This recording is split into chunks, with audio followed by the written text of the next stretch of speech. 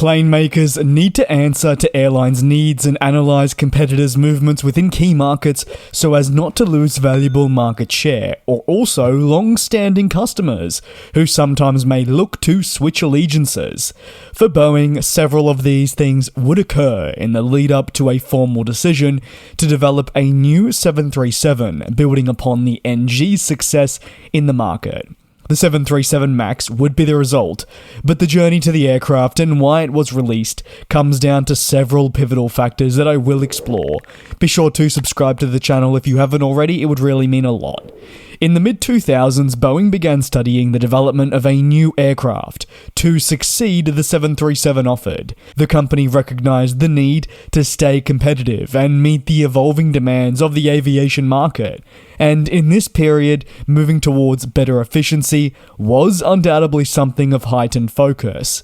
However, as this project progressed, developing an entirely new aircraft, described as a clean sheet, would take substantial time and also resources, from manpower to money. The pressure was also mounting from airlines for more fuel-efficient planes, and Boeing was facing intense competition from Airbus, who were moving ahead with their re-engine to the A320, and seeing a ton of interest there. The Airbus A320neo, a revamped version of the A320, came with new, more fuel-efficient engines alongside other technological upgrades, and it gained a lot of traction in the market. Airlines were, you could say, attracted to the improved fuel efficiency, and operating costs therefore associated with the A320neo over other previous generation offerings. This meant that the A320neo family positioned itself as a leading choice for these airlines looking ahead to future decades. And again, therefore, there was a lot of focus on Boeing to respond in an effective manner. Given the time required for a clean sheet design, remember it's not a quick period, Boeing opted for what they thought to be a faster solution, using the dated fuselage of the 737 and whacking new engines alongside further enhancements to make it a worthy upgrade, but also limit costs and time spent to get it approved and entered into service as soon as possible to compete with the A320neo. This was only further really decided as Boeing began seeing long-term customers switch towards Airbus and the A320 family instead of sticking with Boeing, as Boeing had not announced a new engine option as of yet.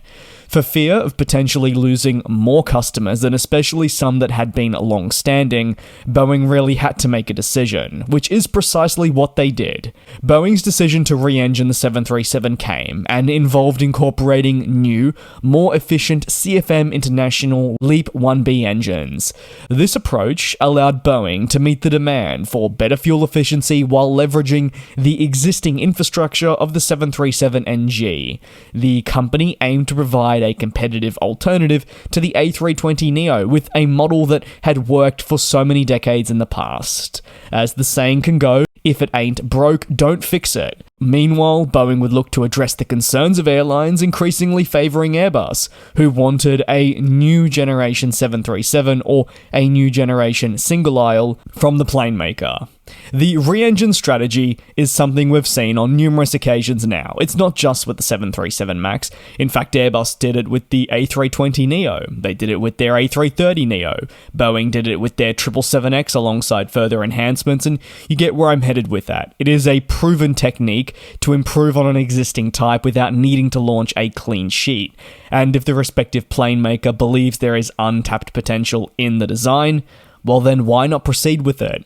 But see, the argument for Boeing is maybe there was untapped potential, but largely they went in the direction they did to chase profits, and because there was a major threat from Airbus that they needed to respond to as quickly as possible. Boeing really needed to make compromises to cut costs and also just expedite development. One significant challenge was accommodating these larger engines that I speak of. They came with more fuel efficiency, but no doubt had their challenges being fitted onto an existing 737 airframe. This posed aerodynamic but also structural challenges and led to Boeing introducing MCAS to address this. I don't want to go any further, though, honestly, into MCAS, but the development process of the MAX faced some scrutiny, and to this day I'd argue it still does. As details emerged in recent years, there were concerns about the thoroughness of Boeing's approach. Their rush to market the MAX model and desire to keep costs in check led to design choices that would later be proved to be problematic. The reliance on, for example, a single sensor for MCAS and a lack of adequate pilot training on the new system became focal points of key criticism on why incidents of Lion Air Flight 610 and Ethiopian Airlines Flight 302 occurred. Don't get me wrong, it's not just limited to those factors, there was a lot more, but if you want the headline piece, it is there. While there were concerns following these incidents of just how the MAX would recover, now as we do approach the midway point of the decade, the aircraft is still attracting orders from high-profile customers and has seemingly recovered. Despite several bumps in the road, the plane has succeeded for the most part commercially, however you choose to look at it. But the series will always have a lingering feel of the 2018 and 2019 incidents and everything that came out from the plane maker following that, really highlighting the flawed process of launching this plane in an overall attempt, I guess you could say, to chase profits as they saw competition grow from Airbus. To summarize, Boeing's decision to re-engine the 737, while initially driven, yes, by the need for a quick and effective response to the A320neo, ultimately became a pretty complex and challenging endeavour to do, that led to Boeing trying to cut corners wherever possible, and ultimately this would come back to bite them. There was certainly a lack of transparency, and all of this highlighted that there needs to be more thorough testing and a better certification process that can be deemed as more robust. Looking ahead, Boeing's next narrow-body, or should I just say single-aisle, that will replace the 737 MAX will likely be a clean sheet, and studies are already ongoing about just what this will be for the American plane maker. Will it be that transonic braced wing design that is a bit of a tongue twister, or is it something else? Analysts, I think, overall would argue that for now, the 737 fuselage has served Boeing extremely well throughout the decades. It is an iconic aircraft, and it has had so many iterations and served so many different purposes.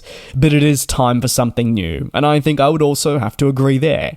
But what are your thoughts on the 737 MAX? I don't necessarily want it in relation to maybe the incidents that took place or its recovery, but generally the decision to build the aircraft type. We know that they were pressured by Airbus. I'd argue pressured like never before, and they needed to get something out. We know how lucrative the single-aisle market is, and we definitely know that the MAX, A320neo, and these families of aircraft are consistently the best selling. Boeing had to get something out, and had to get something out soon, and the only way they deemed they would be able to do this was with an arguably rushed 737 MAX. Thanks a lot for your support here on the channel. Please do enjoy the festive season. If you don't check back in until after Christmas, please be safe. Thank you so much for your support this year, and I will see you again soon.